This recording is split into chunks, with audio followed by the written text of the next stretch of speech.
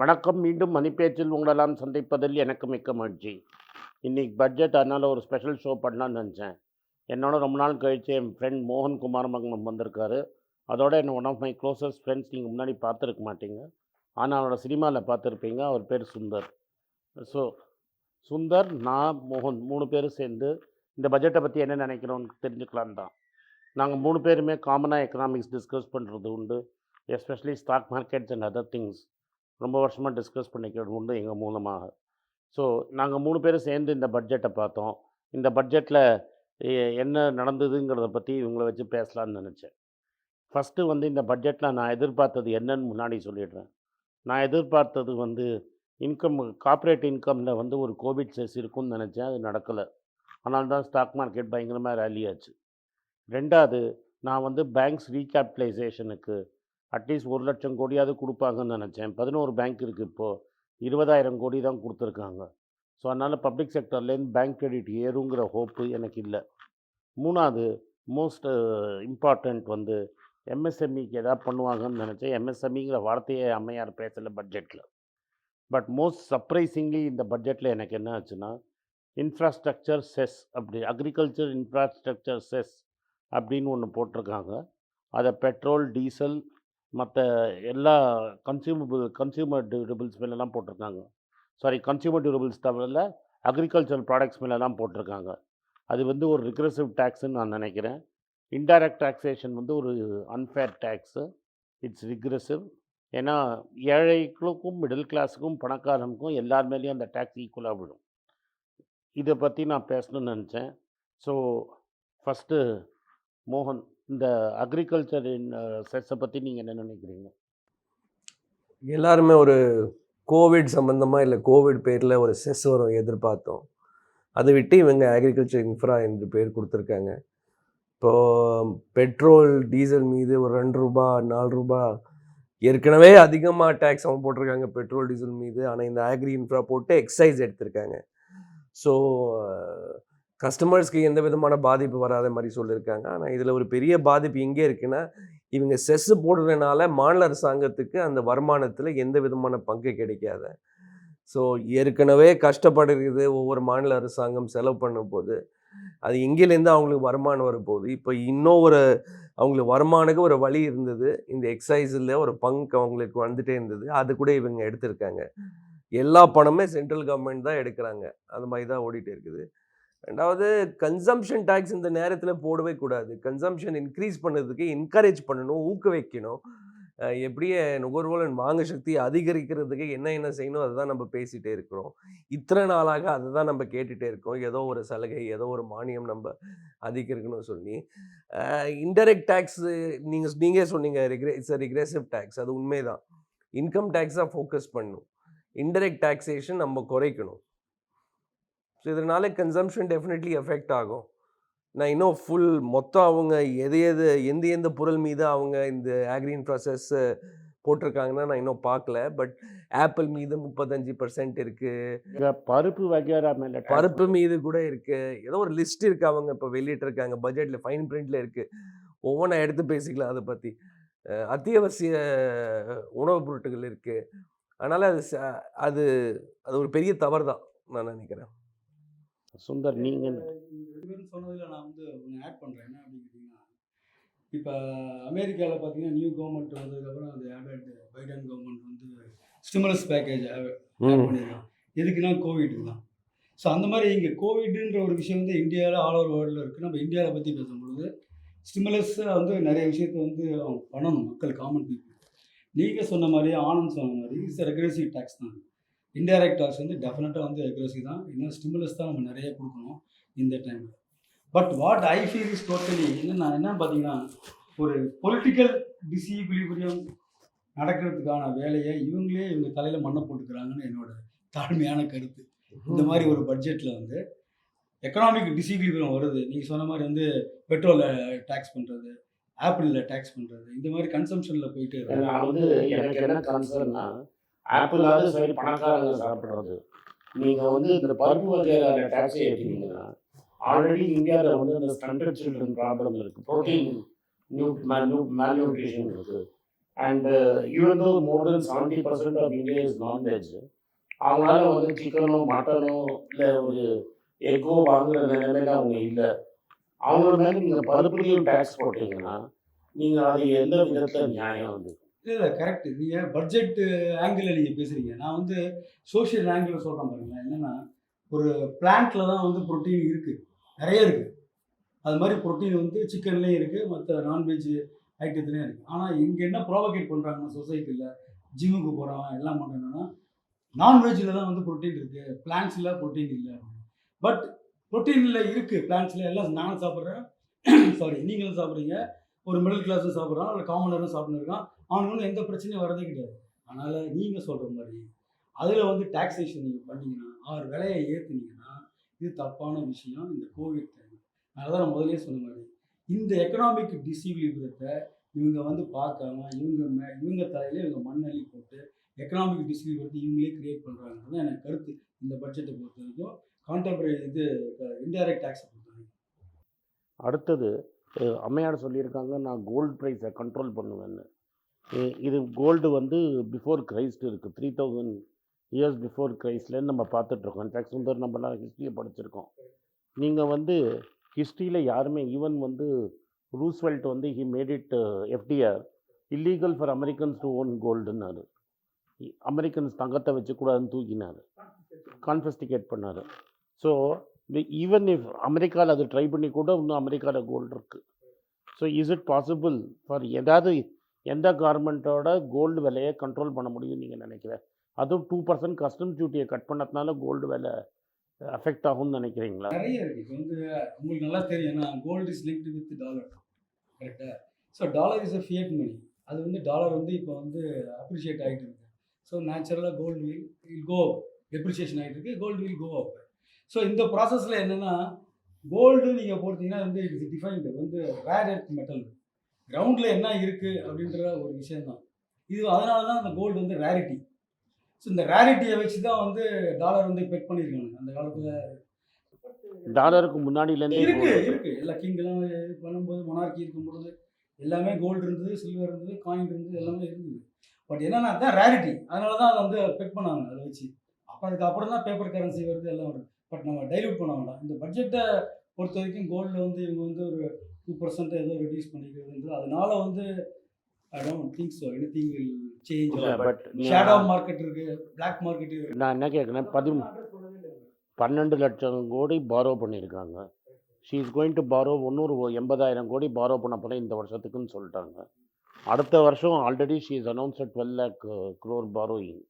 And அந்த disinvestment target is கனவு target தான். நான் போன வாட்டி எல்ஐசி விற்க போகிறேன்னாங்க, எல்ஐசியை பற்றி இந்த பேசவே இல்லை இந்த வாட்டி. ஸோ அந்த 175ங்கிறது ரொம்ப டவுட்ஃபுல் டார்கெட் என்னை பொறுத்த வரைக்கும். லாஸ்ட் இயர் கோவிட் எல்லா பிரச்சனை இருந்தது, அதனால அவங்களால ஒன்றும் பண்ண முடியல. இல்லை market would be extremely high, but ஏதோ ஒரு கம்பெனி ஐபிஓ பண்ணாங்களா பண்ணாங்களே, ரயில்வே ஐஆர்எஃப்சி பண்ணாங்க, எஸ்பிஐ கார்ட்ஸ் பண்ணாங்க. SBI cards before Covid. No but what I am trying to say is IRFC பண்ணாங்க, சினிமா இல்லை, பட் எஸ்பிஐ கார்ட்ஸ் ரயில்வேஸ் பண்ணாங்க. But எல்ஐசியில் ப்ராப்ளம் என்னன்னா LIC is not own by government of India. இப்போ அவங்க LIC சொல்ல one general insurance company சொல்லியிருக்காங்க. அதனால நான் எதுக்கு சொல்ல வந்தேன்னா இந்த point, if it is going to be எல்ஐசியை மறந்துட்டாங்க அவங்க. It is not possible to raise 1.7. She said by 2022 LIC will be disinvested. LIC சொல்ல அவங்க, LIC சொல்ல இந்த பட்ஜெட் நான் ஃபுல்லாக கேட்டேன். நீங்கள் எல்லா மணி கண்ட்ரோல் எல்லா இடத்துலையும் பாருங்கள். She is talked about 2 government banks and 1 இது state insurance company. That is why எல்லா பப்ளிக் செக்டர் ஸ்டாக்கும் ஏறி இருக்கு. பட் டிஸ்இன்வெஸ்ட்மெண்ட்னா நீங்கள் அவுட் ரைட் சேல் பண்ண போகிறீங்களா? இது என்ன ஃபீல் பண்ணுறீங்க இன்சூரன்ஸ் எஃப்டிஐ டேக்ஸை பற்றி? இது வந்து என்ன பேசிக்லி வந்து 49% கேப் பண்ணியிருந்தோம் foreign இன்ஸ்டிடியூஷனல்ஸ். LIC IPO will be in this year. படிங்க, சரி பார்க்கலாம். அறிவிச்சிருக்காங்க, இதே பட்ஜெட்டில் தான் பேசியிருக்காங்க. நீங்கள் வெட்டிங்க, அது வேற விஷயம். So she is going to do it. She not மறக்கலை. என்னன்னா இன்ஃப்ளேஷனரி டெண்டன்சி தான் அதிகமாக இன்க்ரீஸ் ஆகும். இல்லை வாட் ஷி ஹஸ் செட் எதனால அதை நான் கேட்க வரேன். ஏன்னா பிகாஸ் உங்கள் டெபிசிட் டார்கெட் இஃப் ஸ்பை எல்ஐசியும் விற்று எல்லாத்தையும் விற்று நீங்கள் 12 lakh crores your deficit is going to be 7% of GDP according to her. But இது வரைக்கும் 7 வருஷத்தில் அவங்க ட்ராக் ரெக்கார்ட் பார்த்தீங்கன்னா they have always missed it by 1.5%. So if she is saying 9.5%, off market borrowings சேர்த்திங்கன்னா உலகத்தே மணி பிரிண்ட் பண்ணும்போது நம்ம எதுக்கு அவ்வளோ ப்ராப்ளம் என்ன டிஃப்ரென்ஸ் என்ன? அமெரிக்கா மணி பிரிண்ட் பண்ணுறதுனா dollar is accepted all over the world. Who will accept? நீங்கள் உலகம் சுற்றும் வாலி வந்தீங்க, எந்த இடத்துல போனால் இந்தியன் ரூபா எடுத்துன்னு இருக்கான்ப்பா. Which country will accept Indian rupee as a currency? Wherever you go people, நீங்கள் எங்கே போனாலும், நம்ம ஓமான் போனோம், தே டுக் டாலர் ஆர் ஓமானி ரியால். நீங்கள் ஓமானில் போய் இந்தியன் ருப்பி கொடுத்தா ஒரு இந்தியன் வாங்கிப்பான். பட் ஒரு கடையில் போய் நீங்கள் ஒரு இந்தியன் ருப்பி கொடுத்தா வாங்குவானா? மாட்டான். துபாயிலே வாங்க மாட்டான். அப்போ நீங்கள் வந்து எந்த இடத்துல உங்கள் கரன்சி அஃபெக்ட் ஆகும்? நான் டெஃபினட்டாக ஒரு கேள்வி கேட்குறேன் உங்களுக்கு. இந்த மாதிரி ஒரு ஏன்னா இந்த ஆண்டு 7.5% ஃபிஸ்கல் டெபிசிட் இருந்தது தானே? 9.5%. ரிவைஸ் எஸ்டிமேட் 9.5 வந்துச்சு. 9.5 இப்போ plus off market borrowings next year தான் இருக்கு. ஆஃப் மார்க்கெட் பாரிங்ஸ் பத்தி பேச வேண்டாம், அது விட்டுருங்க. இது கவர்மெண்ட் இஸ் சேயிங் 9% நம்முடைய ஆமாம், but by then coming financial இயர்ல என்ன இருக்கு? 7. 7% இருக்கு. இப்போ அவங்க கைடன்ஸ் கொடுத்துட்டாங்க. ஆமாம் இந்த கைடன்ஸ் உலகத்துக்கு எல்லா ரேட்டிங் ஏஜென்சிஸ் பார்த்துருக்காங்க. கரெக்ட் தானே? ஆமாம், இப்போ நம்முடைய ரேட்டிங் குறையுமா? டெஃபினட்டாக குறையும். ஏன்னா கரன்சி தெரியும். எல்லார் இடத்துல பிசிக்கல் டெபிசிட் எக்ஸீட் ஆகும்போது ஏன் இந்தியாவுக்கு மட்டும் தான் ரேட்டிங் பாஸ் உங்களை கரன்சி ஓவரால் நீங்கள் சொன்னால் கூட இப்போ என்ன நீங்கள் முதல்ல டாலர் பற்றி நீங்கள் பேசுனீங்க, கோல்டு பற்றி பேசுனீங்க. என்னன்னா dollar is pegged with gold, gold is pegged with dollar. But Nixon வந்து அதை இது பண்ணிட்டாரு. இல்ல ஐ நோ தட்ஸ் ஹிஸ்டரி, அதெல்லாம் உங்களுக்கு தெரியும். பட் அதனால நீங்க வந்து என்னதான் நீங்க வந்து யூஎஸ்ல கரன்சி பிரிண்ட் பண்ணாலும் அது வந்து ஃபியட் கரன்சி தான். ஏன்னா பெக்கிங் ஆர்டரே போயிடுச்சு. ஆனால் நீ இந்தியாவில் எடுத்துகிட்டே வச்சிங்களேன், ஆல் ஓவர் த வேர்ல்டு எடுத்துகிட்டே வச்சிங்களேன், கோல்டு ஏறிட்டு தான் இருக்குது. ஏன்னா எல்லா கரன்சியுமே நீங்கள் சொன்ன மாதிரி அது ஃபியட் கரன்சி ஆகிட்டு போகுது. இப்போ இந்தியாவிலே பிரிண்ட் பண்ணிட்டு தான் இருக்கிறான். அதனால கோல்டு ஆகுது. இன்னைக்கு கூட மார்க்கெட்டில் பார்த்தீங்கன்னா 1.5% அது ஏறி இருக்குது கோல்டு. எதுக்குன்னா எல்லா கரன்சியுமே டெப்ரிஷியேட் ஆகிட்டு இருக்குது. ஏன்னா அந்த பெக்கிங் ஆர்டர் போனதுனால. அதனால பெஸ்ட் வந்து ஹெட்ஜ் வந்து உங்களுக்கு வந்து கோல்டு தான். இல்லை அது எப்பவுமே இன்ஃப்ளேஷனுக்கு ஒரு ஹெட்ஜ் கோல்டு தான் இருக்கும். ஆமாம், but inflation already in December it dropped to 4.97 because போன டிசம்பர் வந்து 70% there was a rise in food inflation certain basketsல. If she is going to put taxes on all food articles now, definitely food inflation. All food articles only இல்ல, limited Protein list basket இருக்கு. Limited list இருக்கு. By except rice, potato, rice and vegetables, she is going to put on lentils and fruits, right? Imported fruits. Definitely lentils போட்டீங்கன்னா food ஏதோ ஒரு இடத்துல அவங்க tax ஏற்ற வேண்டியது இருக்குதானே? அது correct place would have been income tax, no? Why should corporates go scot free on income tax? அது சொல்லுங்க. See, when corporate profits are increasing, why not tax corporate profits? Why is it a holy cow? And அவங்க என்ன claim பண்ணாங்க? Private investment ஏறும்னாங்க last year.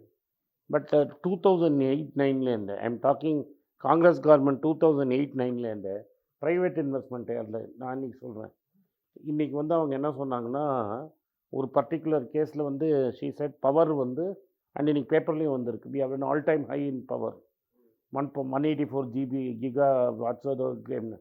But even now we are only using 50% of total power capacity in India. So why will somebody build a power plant when total capacity is not being used? Why will somebody make a power plant? Why will you make a car plant? எதுக்கு கட்டுவீங்க? இன்னும் நிறைய car விற்றாதான். When capacity utilization is 50 to 60% in all industries, நீங்கள் corporate tax cut பண்ணதுனால என்ன பண்ணுவீங்க? இப்போ நீங்களே பிஸ்னஸ்மேன்னா இல்லை புரியுது நீங்கள் சொல்றீங்க. இப்போ நீங்கள் பண்ணீங்க, அதனால எவ்வளோ ஒரு லாஸ் ஆயிடுச்சு? ரெவன்யூ லாஸ் எவ்வளோ இருக்குது? 1,54,000 crores பாஸ். அதை ரிவர்ஸ் பண்ணிக்கலாம். எலக்ட்ரிசிட்டி வந்து பிரைவேடைசேஷன் அவரை பற்றி உங்கள் ஒப்பீனியன்? இதை நான் இதை முடிச்சிடுறேன். 1,54,000 நீங்கள் டெஃபினட்டாக ரிவர்ஸ் பண்ணி தான் ஆகணும். இன்னொரு எக்ஸாம்பிள் சொல்கிறேன். போட் ரிலையன்ஸ் அண்ட் அதானி, இப்போ நீ நானும் ஷேரை வாங்கி விற்றோன்னா 1 year கழிச்சு லாங் டேர்ம் கேபிட்டல் கெயின்ஸ் போட்டே ஆகணும். கன்வெர்ட்டிபிள் டிபென்ச்சர் ரூட் போட்டு கன்வெர்ட்டிபிள் டிபென்ச்சர் போட்டு விற்று nearly 50,000 crores you are. So what I'm saying is you have to plug the loopholes. It's legal.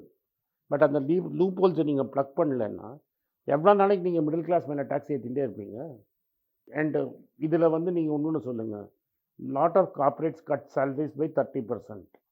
நேற்று மீடியாவில் என் ஃப்ரெண்ட் ஒருத்தர் இருக்க பிரிண்ட் மீடியாவில் அவர்கிட்ட பேசினேன், உங்கள் 30% சேலரி ரிவர்ஸ் ஆகிடுச்சான்னு.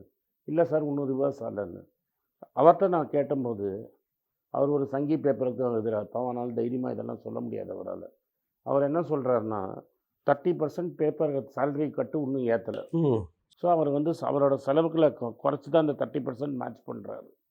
இப்போ இன்னொரு என்ன அலர்றாருன்னா, அவர் பேங்க் டெபாசிட்டில் மட்டும்தான் பணம் போடுவார். 5.3% தான் எஸ்பிஐ கொடுக்குறாங்கிறாரு. 10% டிடிஎஸ் வேறு பிடிச்சிடலாம். So she has only 4.7%. Already official inflation is at 6%. So you are killing the middle கிளாஸில் சேவிங்ஸையும் காலி பண்ணிடுற நீ, சம்பளத்தையும் குறைச்சிடுற, இன்டைரக்ட் டேக்ஸையும் ஏற்றினேன்னா how will the middle class survive? So how will jobs come? இப்போ நடுவில் பெருமையாக சொல்லிக்கிட்டாங்க நிறைய பென்ஸ் கார் விற்றுருக்குன்னு. ஆப்வியஸ்லி பென்ஸ் கார் விற்கும்ல. If I am going to be tax less on my company and I have no debt, I rather spend it on a bench than put up another factory and employ people. சரி 35 35 auto 30 பார்ட்ஸ்லாம் increase பண்ணிட்டாங்க, அதான் அதே தானே. Auto parts increase இப்போ பண்ணியிருக்கேன். பாருங்க, இப்போ 35-36% capital expenditure increase பண்ணிருக்காங்க இந்த பட்ஜெட்ல. ஆமாம்ப்பா, ஒரு வாட்டி நீங்கள் ஞாபகம் இருக்கா உனக்கு? சுரேஷ் பிரபு சொன்னார் 5 லட்சம் கோடி நான் ரயில்வேஸில் இன்ஃப்ராஸ்ட்ரக்சர் போடுவேன்னு. எங்கே போட்டார்? இன்னைக்கு she said 1 lakh crores I am giving for railways. நான் ஒன்று சொல்கிறேன், ஒரு Buffett every year spends $5 billion on Burlington. That's is private company. 5 பில்லியன்னா எவ்வளோ ஆச்சு? எதுக்கு கேக்குறீங்க? There are 5 railway networks in America. In a private, one company is spending 3.5 lakh crores in America to keep his lines free for transportation. Entire India you are spending 1 lakh crore. அதுக்கப்புறம் நான் எல்ஐசிலேருந்து loan வாங்கி 5 லட்சம் கோடி போடுவேன். Suresh Prabhu last finance railway minister. Okay, அது விடுங்க. நீங்க railways So, பத்தி what I'm நான் saying- ரயில்வேஸ் பத்தி கேட்கல உங்களை. இன்ஃப்ராஸ்ட்ரக்சர் என்ன பண்ண போற? You tell me what infrastructure. Everything you read. தமிழ்நாட்டுக்கு 1 லட்சம் கோடி கொடுக்குறாங்க இல்ல, இப்ப ரோட்வேஸ்க்கு. railways வந்து இது பண்ணாங்கல்ல, இப்ப என்ன list பண்ணாங்க? பண்ணாங்கல்ல, லிஸ்ட் பண்ணோம்னா ஆட்டோமேட்டிக்கா வந்து they are killing the railways. IRS As you rightly said, இவ்வளவு காசு தேவைப்படுது. திருப்பி நீங்க லிஸ்ட் பண்ணீங்கன்னா என்ன? அராம்கோ என்ன பண்ணாங்க? What happen to Aramco after அதே listing?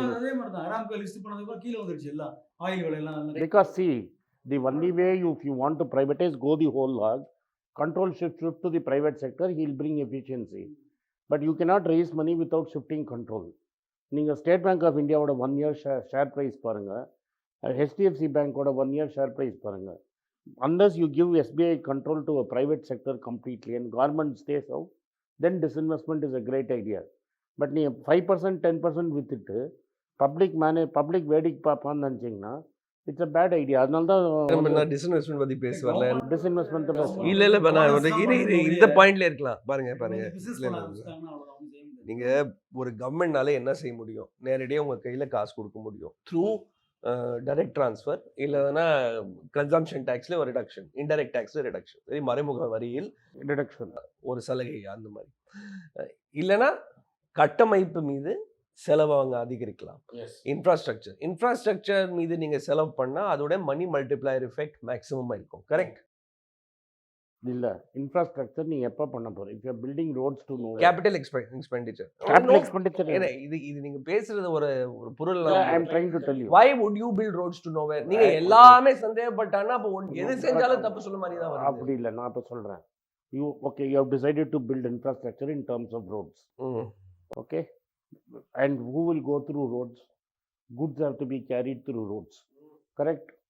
You have kept petrol prices, diesel prices heavily taxed. Your transport vehicles are heavily taxed. You are putting a road tax.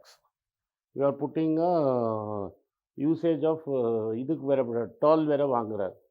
So transporting by road is the most expensive thing.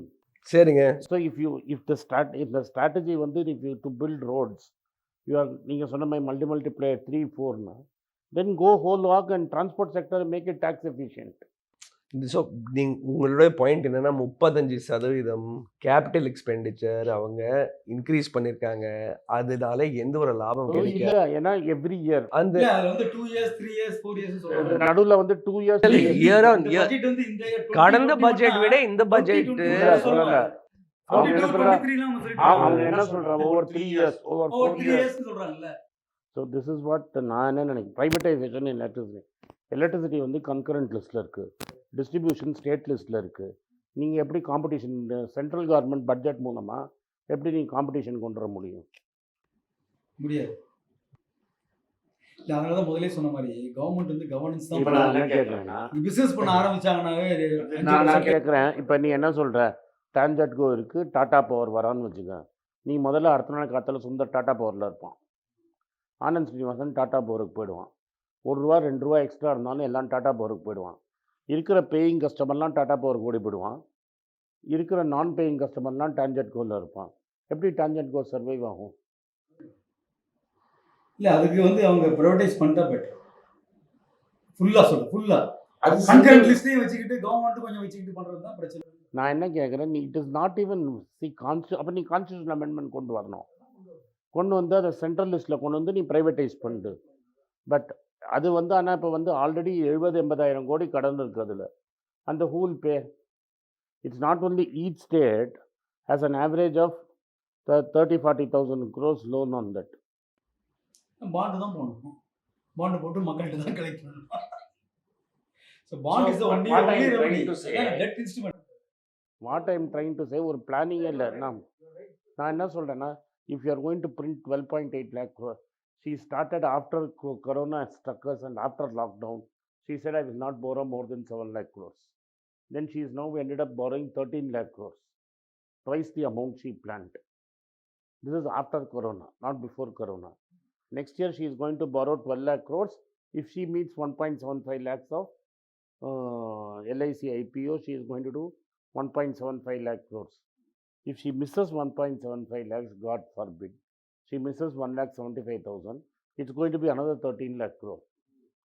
And she is not told exactly spelled out. I don't know, I didn't catch it. What is her GDP assumption and what is her growth assumption? So let us also ask for rupee and now. Rupee at the stage. Let us go by what Krishnamurthy Subramaniam is saying. He says 15.5% is going to be the nominal growth. Minus inflation is going to be real growth. Nominal growth is 15.5%. Then you will have 4% inflation. You mean to say with all these consumption tax you have put, inflation will be 4% for next year? 10%. I'm saying even if it is 6, what was the average last year is 5.56. If it is 5.56 also, 15 minus 6 is 9. Yeah. Then all your tax numbers are again gone. So what is the basic numbers of this budget are not matching. நம்ம வந்து மற்றதெல்லாம் பேசுகிறோம். நம்ம basically ஒரு பட்ஜெட்டுங்கிறது ஒரு statement of receipts and incomes. நீங்கள் வந்து இன்ஃப்ளேஷன் ஃபிகர் தப்பாயிடுச்சுன்னா உன்னோட என்டையர் பட்ஜெட் நம்பர்ஸே தப்பாயிடும். There is a possibility that rupee will depreciate in the short term. In the next 12 months, you can expect rupee to be at 75. It's import inflation. You will import inflation. And the next 5 years, because she is now conveniently pushed normalization of fiscal deficit to 2026. My fear is when we are sitting here talking 2026, my last year as a working man, 59 I'll be at that time. I will not be surprised if rupee is at 90 rupees to a dollar. But fiscal டெபிசிட்டை பற்றி ஒரு சின்ன ஒரு சந்தேகம் இருக்குது. என்னன்னா இந்த பட்ஜெட்டை பொறுத்த வரைக்கும் சேவிங்ஸ் மைனஸ் இன்வெஸ்ட்மெண்ட் தான் வந்து எக்ஸ்போர்ட்ஸ் மைனஸ் இம்போர்ட்ஸ். ஆக்சுவலாக இவங்க வந்து சேவிங்ஸை பற்றியே பேசல. இந்த சேவிங்ஸே பேசல, ப்ளஸ் எக்ஸ்பெண்டிச்சர் பற்றி தான் பேசுகிறாங்க. பட் இன்வெஸ்ட்மெண்ட் பற்றி அதான் ஆக்சுவலாக ஃபிஸ்கல் டெபிசிட்னா அதான் கம்ப்ளீட்டாக பார்த்தீங்கன்னா இங்கேருந்து ஒரு டேஞ்சென்ட்டாக வேறு எதுவும் சம்மந்தம் இல்லாமல் ஒருத்தர் பேசுகிறாங்க. அப்போ அது ஃபிஸ்கல் டெபிசிட்டே இல்லைன்ற போய் தான் சொல்கிறாங்கன்ற அது அந்த டேட்டா தான் எடுத்து பேசுறதுல ஒரு அப்சர்டிட்டி இருக்குன்ற. See, but every year when the CAG comes out, she has missed the fiscal deficit target by 1 or 2%. If she misses 9.5 by 1 or 2%, we are talking about 11% only state, only center. State will be another 4 or 5 this year.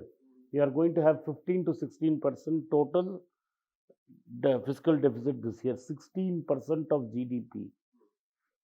Definitely there will be pressure on the rupee. I don't know when it was. Yesterday I saw 72.87 on the rupee. Karthala na paatha odne 73 ஆயிடுச்சு. 73 plus I saw. As she was speaking, rupee dropped by 20 paisa. This is a quote I saw on the ticker. And here we had a man who said he'll bring 1 rupee to a dollar. இல்லை அது சும்மா ஒரு வயசு சொல்லுதான். But rating companies என்ன பண்ண போகிறாங்க அதை பார்க்க வேண்டியது. Rating companies, how they are going to manage, I don't know. Share market Stock அதிகரிக்குது. market went to the extremely buoyant ம், because there was no tax on earnings. No? ம். அதை பத்தி சொல்லலையே அவங்க. Share market regulation act. At the share market, she's announced a new code, which is corporate bonds. She is announcing a new code, which she said this will be announced in due course.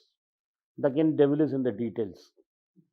But it is a good thing. But if you are going to allow corporate, if you want corporate bonds to really do well, then you should say banks should not lend to corporates more than some limit. சரி, bank restructuring 20,000 கோடி கொடுத்துருக்காங்க. அது வந்து அதோட பட்டம். There are 11 public sector banks. Assume 2 you are going to sell. So there are 9. 20,000 crores for 9 banks is translating to 2,500. The worst case 2,500 crores per bank. Then there is Postal Bank. Today Business Standard said Post Office Bank they are going to give 2,000 crores, which is not in the list of that. So 10 பேங்க்குக்கு நீ 20,000 கோடினா ஒரு பேங்க்குக்கு 2,000 கோடினா how will you recapitalize? இந்த வருஷமே எவ்வளவு தேவைப்படுது சொல்லுங்க. 2 லட்சம் கோடி தேவைப்படும். 10 பேங்க் ஆமா, because see, it's not even 10%. yes, I'll tell you why it is you need. That I'm going by what Shaktikanta Das said in that fiscal stability report. Shaktikanta Das said 20 fiscal stability ல வந்து 7.5 to 15% NPA போகுது. Once Supreme Court lifts that stay on Gajendra Sharma versus Union of India, it's going to be 15% NPA. All private banks have raised money, except HDFC Bank, which doesn't need. Everybody has gone ahead and raised money from abroad and keeping quiet, and nobody is lending money. Now, only people who cannot raise money are public sector banks. If it becomes 15% NPA, நீ 2,000 crores வச்சுன்னு என்ன பண்ணுவே நீ? இல்ல அப்ப print பண்ண வேண்டியதான் மணியை. But you have to கடன் find வாங்க some way வேண்டியதா? to lend money, give money to the private sector bank or to the public sector bank. So if there is, what will happen is they will stop lending. If they stop lending, private banks are lending only consumer loan. உங்களுக்கு தெரியும், காருக்கு கொடுப்பான், personal loan கொடுப்பான், credit card கொடுப்பான், business பண்ணுறதுக்கு தரமாட்டான். Yes, macro environment will get better when you have government expenditure actually causing the multiplier. All right, but where is the expenditure going? She is not told anything. Where is the expenditure going? Sir, if it is such a great scheme, how many years has she? Okay, now let me reverse it and show you why she is not done, why it is not practical now, Solvan. Last 5 years, she has been, ever since the government has come, they have been talking about infrastructure and roads.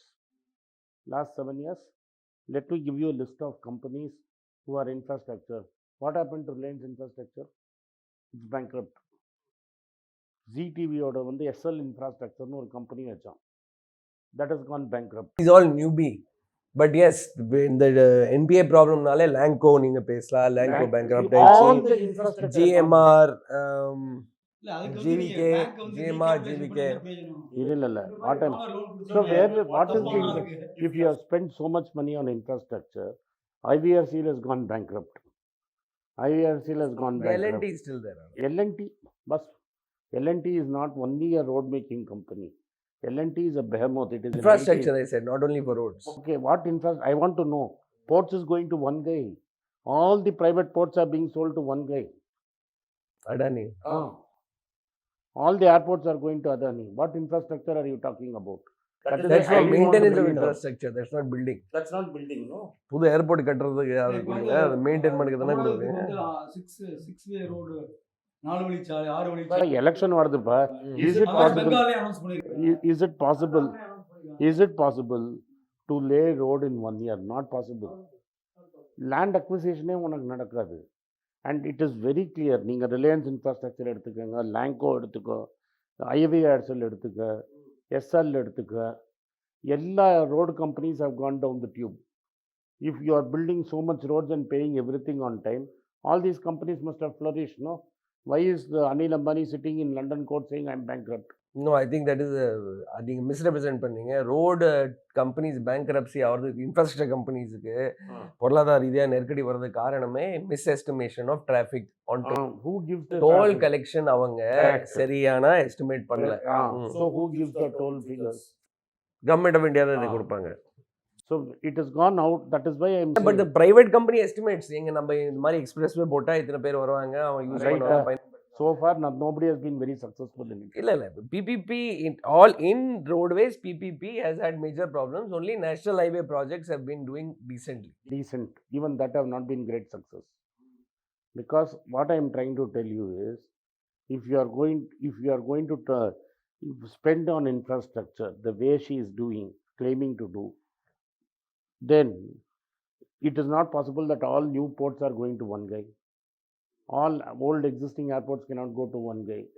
So let's just ஒரு second அந்த அந்த increase capital expenditure ஒழுங்கா சரியான முறையில் அவங்க பண்ணா அதனால பொருளாதார கூட Even okay, 4 times இது சரி செய்வதற்கு அப்போ கூட 4 times தான்.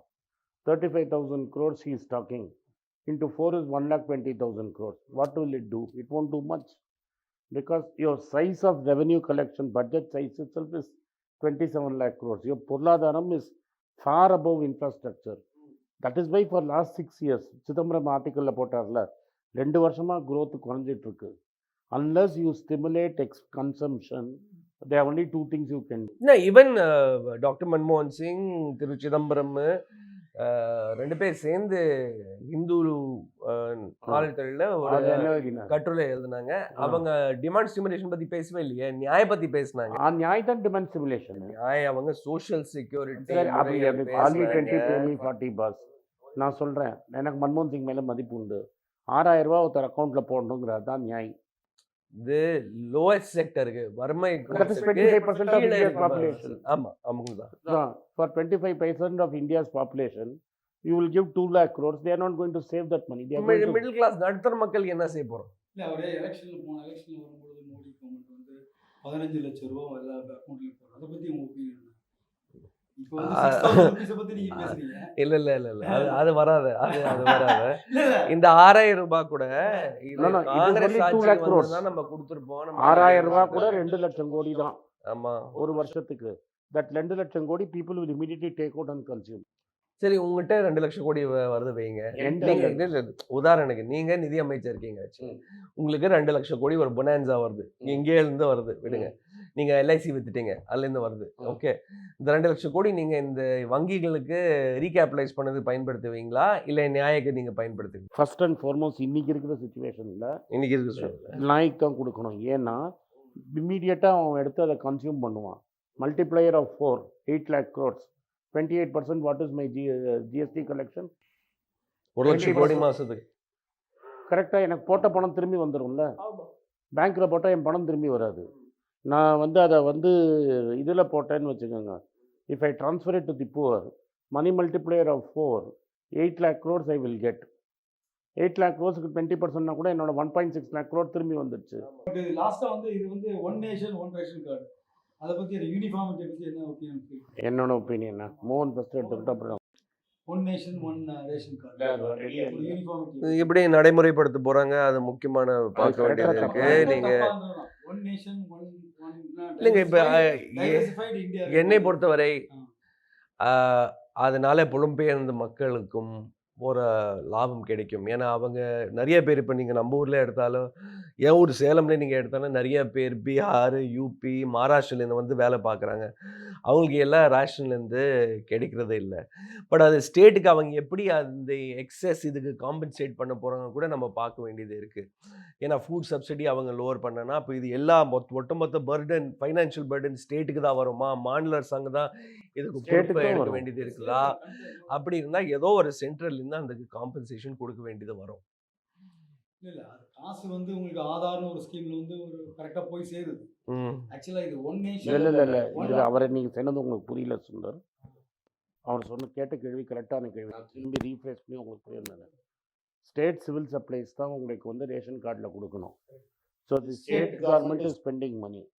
இப்போ தமிழ்நாடு கவர்மெண்ட்டுக்கு என்ன பண்ணுவாங்கன்னா, சென்ட்ரல் 3 ரூபாய்க்கு ஒரு அரிசின்னு, ஒரு கிலோ அரிசி 3 ரூபாய்க்கு கிலோன்னு கோதுமைன்னு கொடுத்துருவான். ஸோ ஸ்டேட் சிவில் சப்ளை அந்த 3 ரூபாய்க்கு வாங்கி ஃப்ரீயாக நம்மளுக்கு கொடுக்குறாங்க. வெறும் கோதுமைகளில் அரிசி மட்டும் ஃப்ரீயாக கொடுக்குறாங்க. 20 கிலோ அரிசி ஒரு மாதத்துக்கு ஃப்ரீனா 20 × 3 60 ரூபா சப்சிடி ஒரு கார்டுக்கு. இப்போ நான் 1 லட்சம் பேர் நான் தமிழ்நாட்டில் இறக்கிட்டேன்னு வச்சுக்கோங்க. ஸோ 1 லட்சம் பேர்னா 60 லட்சம் ரூபா பர் மந்த் நான் கொடுக்கணும். தட் இஸ் இன்டூ 12னா 7,20,00,000 வெறும் அரிசிக்கு மட்டும்.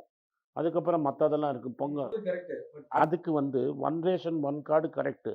அந்த உத்தரப்பிரதேஷ்காரன் இங்கே வந்தானா அவனுக்கு ரேஷன் கொடுக்கணுங்கிறது கை தட்டணும் வரவேற்கணும். பட் அந்த எனக்கு எக்ஸ்ட்ரா பேர்டன் ஆகுதுல்ல. நான் வந்து யூபிக்காரனுக்கு நான் இங்கே கொடுக்குறேன், யூபியில் குறையிறது. யூபியில் வந்து அவனுக்கு எக்ஸ்பென்ஸ் குறையுது, இங்கே எக்ஸ்பென்ஸ் ஏறுது. இதனால எப்படி பண்ணணும்? பொலிட்டிக்கலா ஃபெடரல் செட்டப் வந்து காலி பண்ணி ட்ரை அப்படி- பண்றாங்க அப்படி இன்டர்பிரேஷன் எனக்கு இல்ல இப்படி ஆனா- நீங்க பயமுறுத்தலாம். ப்ராக்டிக்கலா நான் சொல்றேன் உங்களுக்கு. Practical ப்ராக்டிக்கலா இன்னைக்கு யூபி, பீகார் அந்த மாதிரி வட மாநிலங்கள தொழிலாளர்கள் அதிகமான இருக்காங்க. அவங்க வேலை தேடி இங்க வராங்க. நம்ம ஆட்கள் கூட அவங்க வேலைக்கு வைக்கிறாங்க.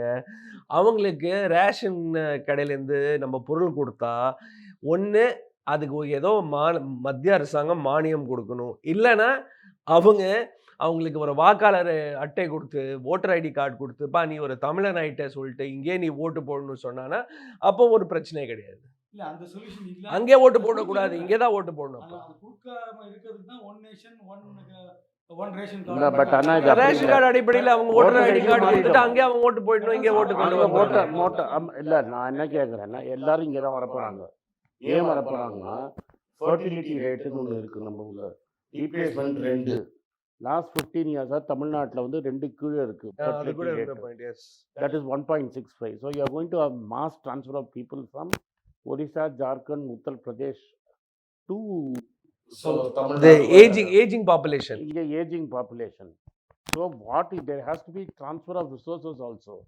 நான் அவனுக்கு என்னோட பேக்கெட்லேருந்து நான் சர்வீசஸ் கொடுக்கணும்னா I have to give him food சப்ளைனா என்னோட ஃபுட் சப்சிடி காஸ்ட் ஏற போகுது. யூபி கவர்மெண்டோட ஃபுட் சப்சிடி காஸ்ட் குறைய போகுது. ஃபெடரல் செட்டப்ல வந்து கன்கரண்ட் லிஸ்ட்லயும் ராதர் அப்ப state has to pay tax. நீங்க சொல்ற ஆர்குமெண்ட் கரெக்ட். வாட் ஐ ஆம் suggesting R my opinion goes on politically என்னன்னா ஒரு ஃபெடரல் செட்டப்பை காலி பண்றாங்களோ இல்ல, sorry. அப்படின்ற ஒரு இந்தியா வந்து ஒரு விஷயம் தான். இல்ல, இந்தியாவோட கான்ஸ்டியூஷன் தெரியுது. தமிழ்நாட்டில் நம்ம கான்ஸ்டியூஷனை சரியாக இன்டர்பிரேட் பண்ணலங்கிறது என்னோட கெஸ். இந்தியா வந்து ஒரு யூனிட்ரி கான்ஸ்டியூஷன் தான் with some federal features. So நம்ம ஃபெட்ரல் சொல்கிறது தவறு.